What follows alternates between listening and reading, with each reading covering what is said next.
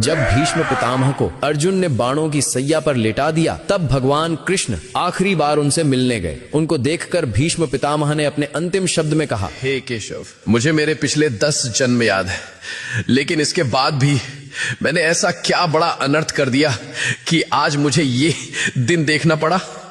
पिछले 10 जन्म में मैंने तो कोई पाप नहीं किया, तो फिर मुझे ये बाणों की सैया क्यों मिली? ये बाणों की सैया अब मुझसे सही नहीं जाती। मुझे मेरे सवाल का जवाब दो केशव। तब भगवान कृष्ण ने कहा कि हे पितामह, ये बात आपके 10 जन्मों के पहले की है। जब आप एक राजकुमार थे, तब आप जंगल से भ्रमण कर रहे थे। तभी आपके रास्ते में एक सांप आ गया। आपने उसको मारा नहीं, बल्कि ये सोचकर कि कहीं ये सांप किसी को काट ना ले, इसलिए आपने उस सांप को रास्ते से हटा दिया। लेकिन गलती से बेचारा सांप कांटों के झाड़ में फंस गया। वो जितनी बार निकलने की कोशिश करता, वो उतना ही कांटों में और ज्यादा फंस जाता था। कई दिनों तक वो सांप उन कांटों में फंसा रहा और भगवान से प्रार्थना करता रहा कि हे प्रभु, इससे अच्छा तो मुझे मार ही देते।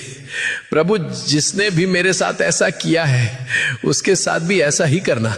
लेकिन पिछले 10 जन्मों में आपने ऐसा कोई पाप ही नहीं किया जिससे आपको उस कर्म का फल भोगना पड़े। लेकिन जब द्रौपदी का चीरहरण हो रहा था, तब आप मौन रहकर भी ये सब देखते रहे थे। आप चीरहरण को रोक सकते थे, लेकिन आपने ऐसा नहीं किया। तभी आप इस पाप का भागीदार बन गए थे। इसी कारण से जैसे वो सांप उस दिन कांटे में फंसा था, आज उसी प्रकार आपको ये कांटे की सैया मिली है। तुम कितने भी बुरे कर्म कर लो, लेकिन उसका फल अवश्य मिलता है, इस जन्म में या फिर अगले जन्म में, लेकिन मिलता जरूर है। भगवान कृष्णा को दिल से मानने वाले भक्त कमेंट में जय श्री कृष्णा अवश्य लिखें।